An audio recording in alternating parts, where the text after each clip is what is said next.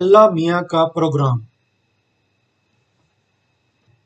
دراصل اللہ میاں کا پروگرام آدم علیہ السلام کا عالم وجود میں لانے کا اس وقت ہی ظاہر ہو گیا تھا جب ہاموز جنی کے زمانہ میں پروردگار نے ملائکہ کی فوج ہاموز جنی اور اس کی قوم کو نیست و نابود کرنے کے لیے بھیجی تھی۔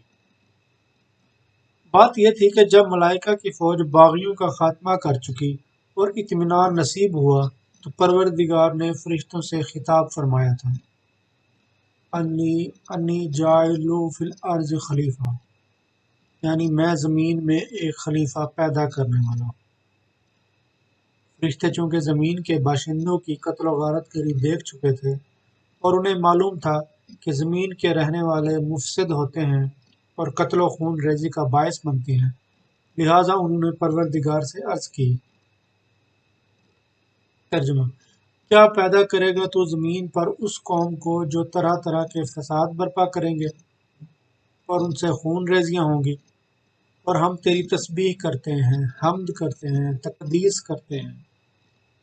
گویا فرشتوں کا یہ مطلب تھا کہ اگر تیرا منشا اس کے پیدا کرنے سے یہ ہے کہ تیری تسبیح و تقدیس کی جائے تو وہ ہم کر ہی رہے ہیں، پھر کیا ضرورت ہے کہ زمین پر فساد اور خون ریزی کرنے والے کو پیدا کیا جائے۔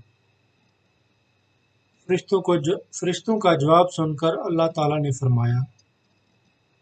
ترجمہ: یعنی اس معاملہ میں جو کچھ جانتا ہوں تم نہیں جانتے۔ خالق کائنات کا یہ جواب فرشتوں نے سنا اور عاجزانہ لہجے میں کہا۔ ترجمہ: پروردگار، تیری ذات پاک ہے، جو کچھ تو نے ہمیں علم دیا ہے اس سے زائد کچھ نہیں جانتے، تو سب کچھ جاننے والا اور حکمت والا ہے۔ اتنا کہہ کر سب فرشتے عفو و تقصیر کے لیے سجدہ میں گر گئے۔ بارگاہ خداوندی سے ارشاد ہوا، اے فرشتوں، تم نے اس کے فساد اور خون ریزی پر غور کر لیا لیکن اس کی نیکیوں پر خیال نہیں کیا۔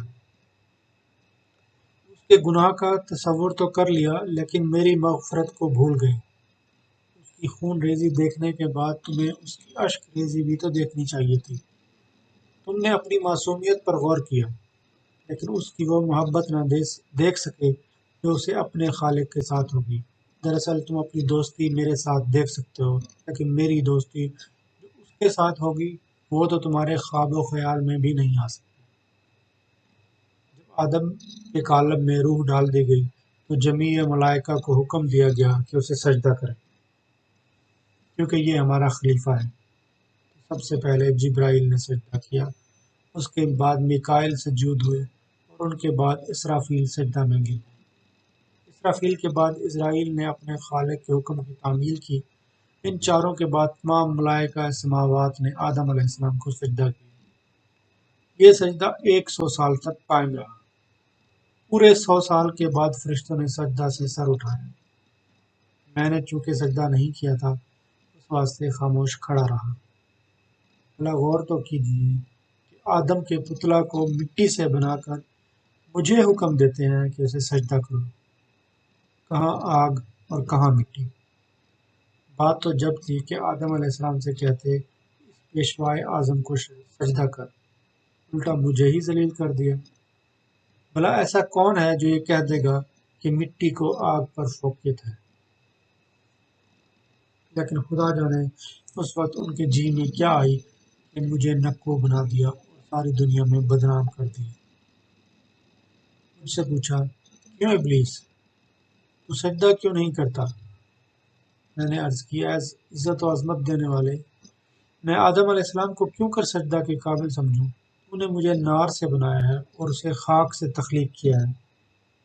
یہ کہتے کہتے میں نے دیکھا کہ میرا چہرہ اور تمام جسم تبدیل ہونے لگا۔ پروردگار نے میرا یہ جواب سنتے ہی لباس خاص اور خلقت پیشوائی مجھ سے چھین لیا اور اس کی جگہ پیرہن رسوائی میرے بدن پر چڑھا دیا گیا۔ تمام نعمتوں اور الطاف ربانی سے مجھے محروم کر دیا گیا۔ قربت اور حضوری خاص بھی میرے ہاتھ سے جاتی رہی۔ وہ حسن صورت جو تمام ملائکہ سے زیادہ مجھے عطا ہوا تھا کافور ہو گئی اور ایسی ہیبت ناک شکل بن گئی کہ خدا کی پناہ۔ بس میرا ہی جی جانتا ہے فرشتوں نے میری یہ گت بنتی دیکھی تو دوبارہ سجدہ شکر عطا کیا۔ یہ آج کل مسلمانوں میں 2 سجدوں کا رواج ہے، اسی دوسرے سجدے کی یادگار میں ہے جو فرشتوں نے دوبارہ ادا کیا تھا۔ دیکھا آپ نے حضرت انسان تو ایک طرف مجھے برا بھلا کہتا، طرح طرح کی گالیاں دیتا ہے، کوستا ہے، اور دوسری طرف میرے شاگرد فرشتوں کے عمل سے سبق لیتا ہے۔ تو آپ خود ہی فیصلہ کیجئے کہ جو شخص میرے شاگرد کو اپنا استاد سمجھتا ہو اسے میری ذات سے کیا رشتہ ہوگا، اور ذرا اس کے بعد یہ بھی خود ہی دیکھ لیجئے کہ مجھے کیا سمجھنا چاہیے تھا اور کیا سمجھا جاتا ہوں۔ خیر، مجھے اس کی کوئی شکایت نہیں۔ مجھے جب پروردگار نہیں مجھے ٹھکرا دیا تو اس کے بندوں سے کیوں شکایت کروں؟ وہ تو منہ دیکھنے کے ہوتے ہیں۔ اگر آج اللہ میاں مجھ سے خوش ہوئے تو یہی انسان میرا بندہ بے دام ہوتا۔ پہلی سزا: اس نافرمانی کے عوض مجھے پروردگار کی طرف سے پہلا تحفہ جو عطا ہوا وہ 100 سال کی قید تنہائی بلا مشقت تھی، اور جس جگہ مجھے قید کیا گیا تھا وہ اتنی تنگ و تاریک تھی کہ میرا جی گھبرا گیا۔ بہرحال جیسے تیسے میں نے یہ 100 برس گزار ہی دی۔ بعد ختم مدت مجھے اس کال کوٹری سے باہر نکالا گیا تو میری صورت بری طرح مسخ ہو چکی تھی۔ سب سے پہلے میرے دوست جبرائیل نے اور ان کے تینوں ساتھیوں میکائیل، اسرافیل اور عزرائیل نے مجھ پر لعنت کا ریزولوشن پاس کیا، اور اس کے بعد کل ملائکہ افلاک نے میری عزت افزائی کے لیے لعنت بھیجی اور بحکم خداوندی عہد کر لیا کہ آئندہ میرے ساتھ کسی قسم کے تعلقات نہ رکھیں گے۔ زمانہ کو پھرتے دے نہیں رکھتے۔ مجھ سے ایک نگاہ بدلی تھی کہ زمانہ بدل گیا۔ کل تک جو لوگ میرے مطیع اور تابع فرمان تھے آج ایسے پھر گئے کہ گویا مجھے جانتے ہی نہیں، مجھ سے کبھی ان کا واسطہ ہی نہیں پڑا۔ اللہ رے طوطا چشمی، یہ منہ دیکھے کی محبت بھی عجیب چیز ہے۔ جن بھائی جبرائیل کو میری دوستی اور محبت کا دعویٰ تھا آج وہ سیدھے منہ بات کرنا بھی پسند نہیں کرتے۔ ارے بھائی، اگر خدا کو دکھانے اور اسے خوش کرنے کے لیے تم نے مجھ سے قطع تعلق کیا تھا تو کم از کم چوری چھپے ہی مل لیا کرتے۔ مگر توبہ کیجئے جناب، اپنے نام جبرائیل نکلے اور رشتہ توڑنے کے بعد آج تک ان سے دعا سلام کا موقع نہیں۔ بھائی اسرائیل کا بھی یہی حال ہے۔ شروع میں جب میں دنیا میں بادشاہت کرتا تھا تو ان سے بارہا ملاقات ہوئی۔ بیچارے ایسے ملتے تھے جیسے ان سے زیادہ ہی کائنات میں میرا کوئی ہمدرد ہے۔ بات بات میں جی حضور اور علی جناب کی تکرار ہوتی تھی۔ میرا اتنا ادب اور احترام کرتے تھے کہ کوئی اپنے باپ کا بھی نہ کرتا ہوگا۔ لیکن جب انہوں نے یہ سما دیکھا تو ان کی رگ اخلاص میں بھی ناآشنائی کا خون دوڑنے لگا، اور ایسے بن گئے گویا وہ مجھ سے واقف ہی نہیں۔ بھائی اسرافیل اور میکائیل بھی بے وفا ثابت ہوئے، حالانکہ ایک وقت وہ تھا کہ یہی میکائیل مجھ پر کافی مہربان تھے۔ راندہ درگاہ ہونے کے بعد میری 4 خواہشیں۔ جب میں نے دیکھا کہ کسی صورت معافی ممکن نہیں ہے اور اب سابقہ عظمت واپس نہیں مل سکتی تو میں نے بارگاہ خداوندی میں پیغام بھیجا کہ پروردگار عالم، میں نے تیری عبادت اور ریاضت میں ہزارہا سال گزارے ہیں۔ تو نے مجھے دنیا میں سب سے زیادہ عظمت دی تھی اور میں نے تیری ہی تعلیم کے موافق اس کی قدر کی اور تیری عبادتوں میں ذرہ برابر فرق نہ آنے دیا۔ تو نے مجھ سے وعدہ کیا تھا کہ ہم عبادت اور نیکیوں کا اجر ضرور دیں گے، لہٰذا میں چاہتا ہوں کہ میری آخرت کا فیصلہ آج ہی سنا دے، اور اگر میں نے زندگی اچھی طرح گزاری ہے یا تیری بنائی ہوئی شریعت پر تیری پسند کے مطابق کام کیا ہے تو اس کا اجر مجھے دنیا میں ہی دے دے۔ بارگاہ رحمت سے ارشاد ہوا، بول کیا چاہتا ہے؟ پہلی خواہش۔ میں نے عرض کی، میری پہلی خواہش تو یہ ہے کہ مجھے اس وقت تک کے لیے موت سے مہلت دے جب تک کہ تیری آخری دنیا کے افراد قبروں سے اٹھائے جائیں۔ حکم ہوا۔ ترجمہ: یعنی مجھے بتایا گیا کہ موت سے اس دن تک کے لیے مجھے مہلت دی گئی جس کی میں نے خواہش کی تھی۔ دوسری خواہش۔ میں نے یہ بتائی کہ دنیا کے ہر فرد کو گمراہ کرنے کی قدرت پاؤں۔ ارشاد ہوا کہ یہ بھی منظور ہے، تو ان سب کو گمراہ کر سکے گا جو تیرے فریب میں آنے کی خامی رکھتے ہوں گے اور جن کے لیے میں نے جہنم کو منتظر رہنے کا حکم دیا ہے۔ تیسری خواہش، میری اولاد بہت ہی زیادہ ہو تاکہ میرا مشن کامیاب ہو سکے اور میں اپنے اطمینان سے کام جاری رکھوں۔ یہ خواہش بھی منظور ہو گئی۔ چوتھی خواہش یہ تھی کہ جس شکل میں اور جس حلیہ میں چاہوں اپنا وجود تبدیل کر لوں۔ حکم ہوا تو جس شکل میں چاہے اپنی ذات کو تبدیل کر سکے گا، لیکن میرے ایک محبوب بندہ کا روح اختیار نہیں کر سکتا جسے میں آخر زمانہ میں پیدا کرنے والا ہوں۔ دنیا جہاں کی شہنشاہیت دینے کے بعد صرف یہ 4 خواہشیں پوری کرا لیں، لیکن میں جانتا ہوں کہ اگر ان کو سیدھی طرح استعمال کروں تو پہلی زندگی سے بہتر زندگی گزار سکتا ہوں۔ لیکن چونکہ آدم علیہ السلام میری تباہی و بربادی اور ذلت و رسوائی کا باعث ہوا تھا، اس واسطے انتقام کی آگ میرے سینے میں بھڑک رہی تھی، جس کے باعث میرے دل و دماغ میرے قابو میں نہیں تھے۔ ہر وقت یہ سوچتا رہتا تھا کہ آدم علیہ السلام سے کس طرح بدلہ لوں۔ وہ جنت میں ہے اور میں جنت میں داخل نہیں ہو سکتا۔ البتہ اگر سامنے آ جائے تو ذرا سی دیر میں بتا دوں کہ میرا نام اب عزازیل نہیں بلکہ ابلیس ہے۔ موقع کی تلاش۔ میں جانتا تھا کہ آدم علیہ السلام پر قابو پانا آسان نہیں، اس واسطے موقع کی تلاش میں رہا۔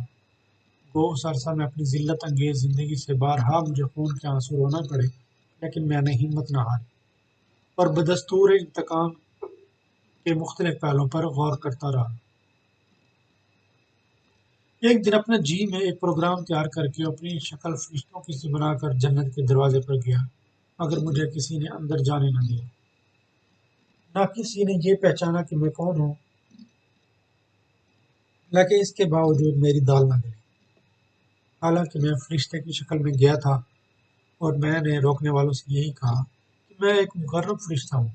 آج جنت کی سیر کو جی چاہا تو اس طرف آ نکلا، لیکن داخلہ کے پاسپورٹ پر جنت کے پاسبان مسٹر رضوان کے دستخط نہ ہو سکے۔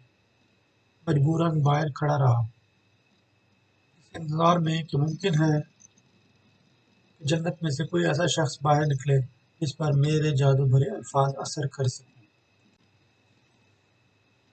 بعض دنیوی مورخین نے بتایا کہ مجھے اس انتظار میں کھڑے کھڑے 3000 سال گزر گئے، لیکن میں اس کی تصدیق نہیں کر سکتا، کیونکہ میں اندرونی بے چینیوں کے باعث اتنا ہوش ہی نہیں رکھتا تھا کہ انتظار کی مدت شمار کرتا۔ ہاں، یہ ضرور یاد ہے کہ انتظار کا زمانہ بہت ہی طویل اور تکلیف دہ تھا۔ ایک دن میری خوش قسمتی کامیابی کا لبادہ اوڑھے ہوئے طاؤس کی شکل میں جنت سے برآمد ہوئی۔ میں نے مور کو جنت کے دروازے پر کھڑا دیکھا تو اس کے قریب گیا اور کہا، اے دوست، بہت دن کے بعد تم نظر آئے۔ میں ارادہ کر ہی رہا تھا کہ اندر جا کر تم سے پوچھوں کہ اب ملنا جلنا کیوں چھوڑ دیا، مگر شکر ہے کہ تم آ گئے۔ مجھے تم سے ایک کام ہے، کیا میں امید کروں کہ تم اسے پورا کر دو گے؟ مور نے حیرت سے مجھے دیکھا اور پوچھا، کیا آپ کون ہیں؟ میں نے آپ کو پہچانا نہیں۔ میں نے فوراً جواب دیا، اوہ، تم اتنی جلدی بھول گئے، تم نے مجھے بارہا دیکھا ہوگا۔ میں اللہ تعالیٰ جل جلالہ کا بہت ہی محبوب فرشتہ ہوں، دن رات اس کی عبادت میں مصروف رہتا ہوں، اس وجہ سے ادھر کم آنا جانا ہوتا ہے۔ آج بیٹھے بیٹھے جنت کی سیر کو جی چاہا، اس لیے ادھر آ نکلا۔ یہاں آ کر مجھے بہت حیرت ہوئی۔ جنت کے دربان بہت ہی بد اخلاق معلوم ہوتے ہیں، وہ جیسے فرشتے کو بھی جنت میں جانے سے روکتے ہیں۔ مگر دوست، مجھے تمہارے اخلاق حسنہ اور مہمان نوازی سے یہ امید نہیں تھی کہ تم بھی ان لوگوں کی طرح مجھ سے غیروں جیسا سلوک کرو گے۔ مور نے یہ سن کر کہا، ہاں، میں تو ایسا نہیں ہوں۔ کیا حرج ہے اگر تم جنت کی سیر کر لو، لیکن یہ لوگ تمہیں شاید اس لیے روکتے ہیں کہ وہ تم سے واقف نہیں۔ مگر یہ تو بتاؤ کہ تم جنت میں جا کر کیا کرو گے؟ جو کچھ تم بارگاہ سمدیت میں کرتے رہتے ہو وہی یہ لوگ جنت میں کرتے ہیں۔ تم وہاں عبادت کرتے ہو، یہ یہاں مصروف عبادت ہے۔ میں نے کہا، یہ ٹھیک ہے، لیکن اس سیر سے میرا منشا یہ بھی ہے کہ جنت کے کل راز اور یہاں کے باشندوں کی عبادت کا حال دیکھ کر اپنا شوق عبادت بڑھاؤں اور پہلے سے زیادہ شوق کے ساتھ خالق کائنات کی عبادت کر سکوں۔ اور بولا، پھر میرے لائق جو کام ہو بتاؤ، میں کرنے کو تیار ہوں۔ میں نے کہا، تم مجھے اپنے ساتھ اندر لے چلو، یہ لوگ جب مجھے تمہارے ساتھ دیکھیں گے تو کوئی اعتراض نہیں کریں گے۔ یہ سن کر طاؤس نے جواب دیا، اے اجنبی دوست، مجھ میں تو یہ طاقت نہیں ہے کہ کسی کو اندر جنت میں پہنچا سکوں، البتہ میرا ایک دوست ہے، وہ تمہیں یہاں کی سیر کرا دے گا۔ میں نے کہا، تو پھر اسے ہی بلا دو، ممکن ہے کہ وہ مجھے جانتا ہو، اور اگر وہ نہ بھی جانتا ہوا تو تم اسے سمجھا دینا کہ یہ ایک مقرب فرشتہ ہے اور اپنی عبادت بڑھانے کے لیے جنت کی سیر کرنا چاہتا ہے، وہ تمہارا کہنا ضرور مان لے گا۔ اور یہ سن کر جنت میں گیا اور تھوڑی ہی دیر میں اپنے دوست کو ساتھ لے گیا۔ اس کے دوست کا نام حیا تھا، جسے آج کل اردو زبان میں سانپ اور انگریزی میں سنیک اور ہندی زبان میں ناگ دیوتا کہتے ہیں۔ اس نے آتے ہی طرح طرح کے سوال شروع کر دیے اور کچھ میرے نئے ہمدرد طاؤس نے آخر کار حیا نے کہا، آؤ میرے منہ میں بیٹھ جاؤ تاکہ جنت کی سیر کرا دوں۔ میں نہایت اطمینان کے ساتھ اس کے حسین منہ میں ایسے بیٹھ گیا جیسے اب سے 50 برس پہلے ہمارے ملک کے رئیس رتھ میں سوار ہوا کرتے تھے۔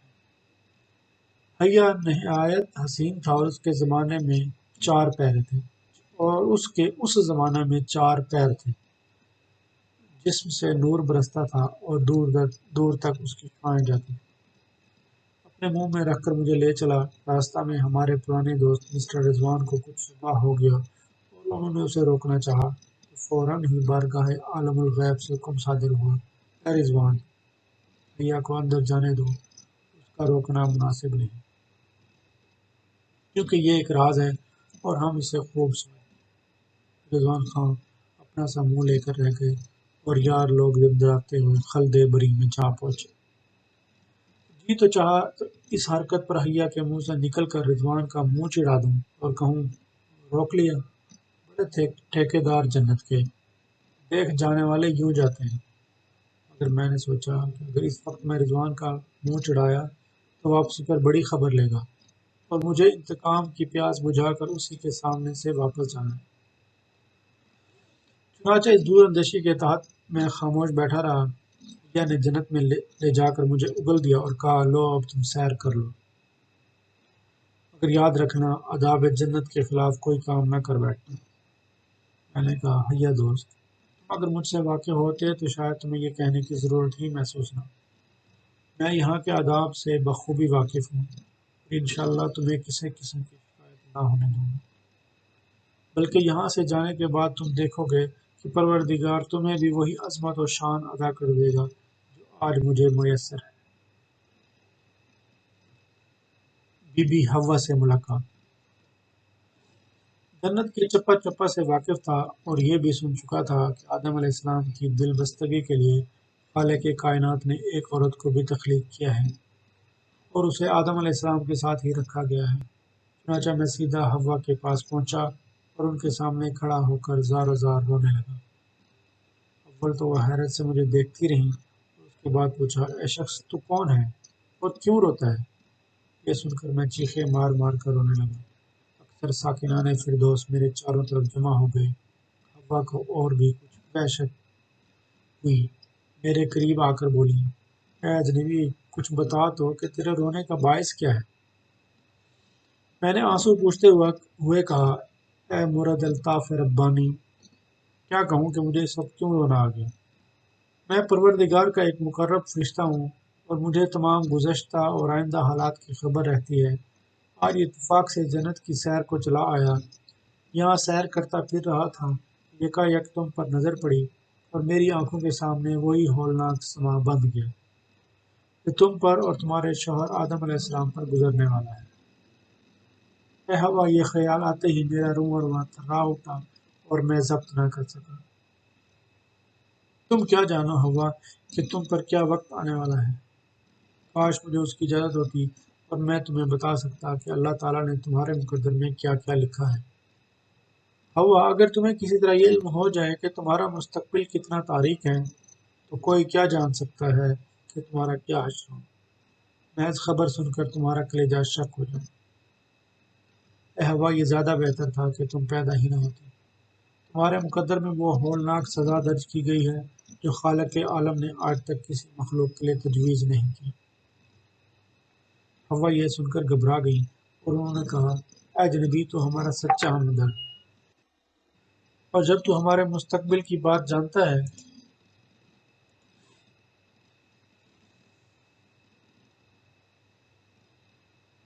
تو کم از کم ان تدابیر سے ضرور واقف ہوگا کہ ہم کیوں کر اس عذاب سے نجات پا سکتے ہیں۔ کوئی ایسی ترکیب بتا کہ ہمارا خالق اپنا یہ ارادہ بدل دے۔ کیا ایسی کوئی صورت ہو سکتی ہے کہ ہم اس عذاب سے محفوظ رہ سکیں؟ ہاں ہو سکتی ہے، میں نے فلسفیانہ انداز میں جواب دیا، مگر ایک شرط پر۔ حوا نے نہایت اشتیاق کے لہجے میں کہا، وہ کیا؟ میں نے حاضرین پر ایک نگاہ غلط انداز میں ڈالتے ہوئے کہا، اے حوا، تم اب عبادت کو بڑھاؤ اور دن رات نہایت خلوص سے پروردگار کے حضور میں دعائے مغفرت مانگو۔ میں بھی واپسی پر تمہاری سفارش کروں گا، عجب نہیں کہ غفور الرحیم تمہاری دعا اور میری سفارش پر نظر کرم فرما دے اور تم عذاب سے بری کر دیا۔ حوا نے کہا، اے ہمدرد، اگر میری عبادت اور ریاضت پر پروردگار عالم کے حضور میں کوئی سفارش مغفرت کر سکتی ہے تو میں آج ہی سے اپنے وقت کا ایک ایک لمحہ اس کی حمد و ثنا میں بسر کروں گی۔ میں نے ادھر ادھر دیکھ کر کہا، اے حوا، بڑی مشکل یہ ہے کہ تم عبادت کے طریقوں سے پوری طرح واقف نہیں ہو۔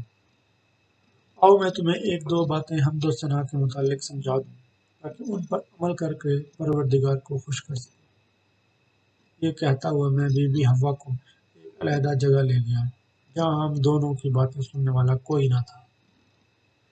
یہاں پہنچ کر میں نے کہا کہ اب تک جو کچھ کہہ رہا تھا وہ اس واسطے کہ ہمارے تمہارے چاروں طرف ساکنان فردوس جمع تھی، اس واسطے مجھے صرف عبادت ہی کا ذکر کرنا پڑا، ورنہ حقیقت یہ ہے کہ تمہارے عذاب سے بچنے کا صرف ایک ہی راستہ ہے۔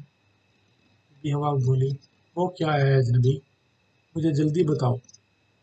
میں نے کہا، اگر تم اخفائے راز کا وعدہ کرو اور کسی کو یہ نہ بتاؤ کہ وہ ترکیب میں نے تمہیں سمجھائی تھی تو میں تمہیں بتا سکتا ہوں، ورنہ نہیں۔ حوا نے کہا، تم اطمینان رکھو کہ یہ راز کسی پر ظاہر نہ ہو۔ یہ جواب سن کر میں نے کہا، تم جانتی ہو کہ جنت میں کوئی ایسا درخت بھی ہے جس کے قریب جانے کی تم کو اور آدم علیہ السلام کو ممانعت کی گئی ہے؟ ہاں ہے، ہاں ہے، حوا نے کہا، ایک ایسا درخت ہے جس کے لیے پروردگار کی طرف سے حکم امتناعی صادر ہو چکا ہے۔ لا تقرب ھذا الشجر۔ میں نے مسکرا کر پوچھا، جانتی ہو کیوں ممانعت ہے؟ نہیں، یہ تو میں نہیں جانتی۔ یہی تمہاری بھول ہے۔ حوا، تمہارے شوہر آدم علیہ السلام کو یہ سوال کرنا چاہیے تھا کہ اس پیڑ میں آخر ایسا کیا راز ہے کہ جنت کا کونا کونا تو مباح قرار دیا جائے اور ایک حقیر پیڑ کے لیے ایسی سخت پابندیاں لگا دی جائیں کہ ہاتھ لگانا اور کھانا تو کجا، اس کے قریب ہو کر گزرنا بھی ممنوع ہو جائے۔ ہاں، یہ تو تعجب کی بات ہے۔ اے ہمدرد، مگر ہم نے آج تک اس بات پر غور ہی نہیں کیا تھا۔ میں نے وقت سے فائدہ اٹھاتے ہوئے پوچھا، جانتی ہو کہ اس پیڑ کے قریب نہ جانے دینا کیا معنی رکھتا ہے؟ نہیں، میں نہیں جانتی۔ ہاں، جان بھی کیسے سکتی ہو؟ حوا، یہی تو تمہارا مستقبل پکار رہا ہے کہ تم اس پیڑ کو نہیں جان سکتی۔ حوا نے حیران لہجے میں پوچھا، کیا یہی پیڑ ہماری تباہی کا باعث ہے؟ میں نے کہا، ہاں، اس پیڑ میں دونوں باتیں ہیں، برباد بھی کر سکتا ہے اور آباد بھی کر سکتا ہے۔ وہ کیسے؟ وہ کیسے یہ پوچھتی ہو، مگر ہاں، میں ضرور بتاؤں گا حوا، تم بہت بھولی مخلوق ہو، تمہیں بتانا ہی پڑے گا۔ تمہیں تباہی اور بربادی سے بچانا ہم سب کا فرض ہونا چاہیے۔ یہ اہلیان فردوس کتنے خود غرض ہیں۔ حوا، تم نے دیکھا کہ یہ لوگ تمہیں کتنے بے خبر رکھنا چاہتے ہیں۔ آج تک تمہیں اس پیڑ کا حال ہی نہیں بتایا۔ حوا نے کہا، کیا یہ لوگ بھی اس پیڑ کے بارے میں جانتے ہیں؟ ہاں، جانتے کیوں نہیں؟ حوا، یہ سب کچھ جانتے ہیں لیکن تم ان کو نہیں جانتی۔ یہ تمہاری بربادی کے منتظر ہیں، خلد میں تمہارا قیام یہ گوارا نہیں کرتے۔ انہوں نے بارہا تمہاری شکایتیں پروردگار کے پاس بھیجی ہیں، مگر حوا، تم جانتی ہو کہ جب مجھ جیسا فرشتہ بارگاہ خداوندی میں موجود ہو تو ان کی شکایتیں کیسے با اثر اور نتیجہ خیز ہو سکتی ہیں۔ میں نے بالا بالا ہی ان معاملات کو رفع دفع کر دیا ہے، ورنہ کون کہہ سکتا ہے کہ تم ایسے اطمینان کے ساتھ جنت میں رہ سکتی؟ تو کیا یہ سب لوگ ہمارے دشمن ہیں؟ میں نے تجربہ کار انداز سے گردن کو ہلاتے ہوئے کہا، دشمن؟ یہ تو ایسے خوفناک دشمن ہیں کہ خدا محفوظ رکھے، ان کا کاٹا ہوا تو پانی نہیں مانگتا، ایسا مل کر مالتے ہیں کہ بس بلبلاتے ہی بن پڑتی ہے۔ پھر تو مجھے کوئی ترکیب بتاؤ، میں تمہارا ہمیشہ احسان یاد رکھوں گی۔ ترکیب؟ میں نے یہ لفظ دہراتے ہوئے کہا کہ ترکیب تو ایسی بتا سکتا ہوں کہ تم ہمیشہ کے لیے عذاب سے محفوظ ہو جاؤ، اور میں یہ بھی جانتا ہوں کہ اس احسان کو ہمیشہ یاد رکھو گی اور مجھے دعائے خیر سے یاد کیا کرو گی۔ مگر حوا، سچ بات یہ ہے کہ مجھے راز فاش ہونے کا ڈر ہے۔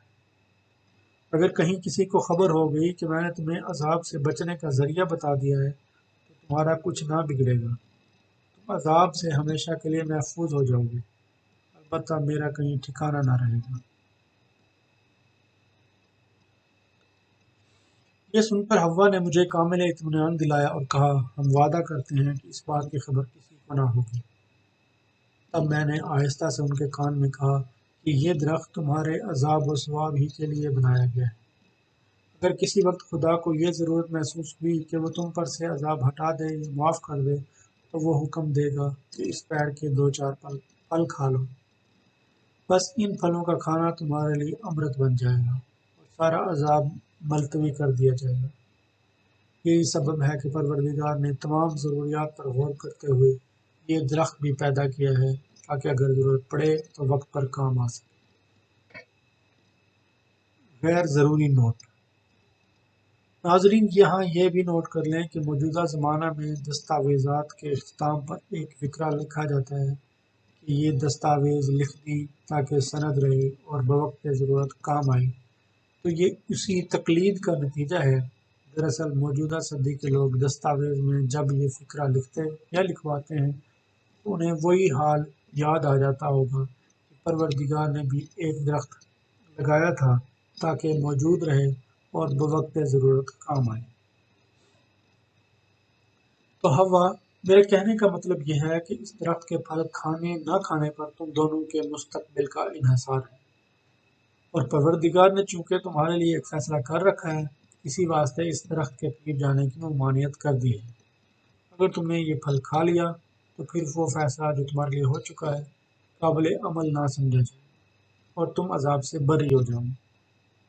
حوا نے کہا، کیوں ہمارے اجنبی ہمدرد؟ اگر وہ پھل ہم دونوں کھا لیں تو پھر عذاب سے محفوظ ہو جائیں گے نا؟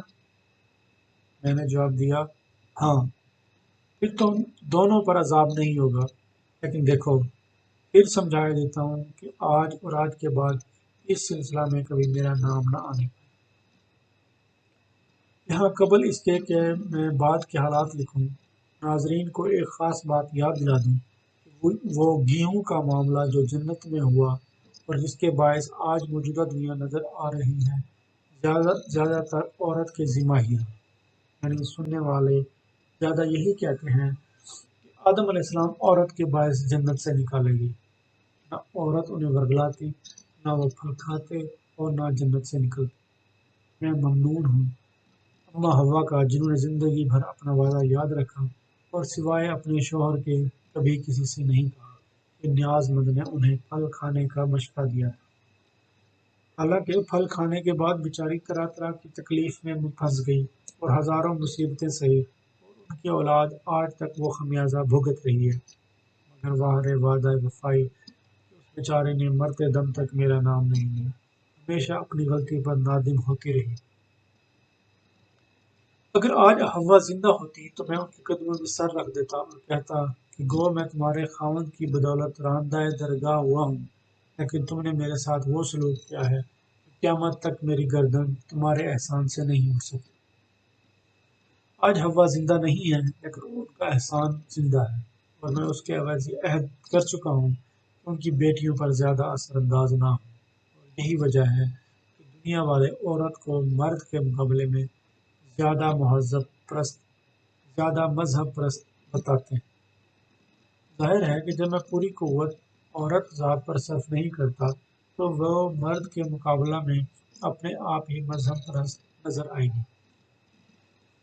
ہاں، تو میں عرض کر رہا تھا کہ حوا کو پھل کھانے کا نیک مشورہ دے کر اور اخفائے راز کا مسئلہ طے کر کے میں جنت سے واپس چلا آیا، اور اس کے بعد کچھ ایسے اتفاقات پیش آئے کہ آج تک وہاں جانا نہیں ہو سکا، لیکن بعض معتبر ذرائع سے معلوم ہوا ہے کہ میرا جنت کا آخری سفر کامیاب رہا۔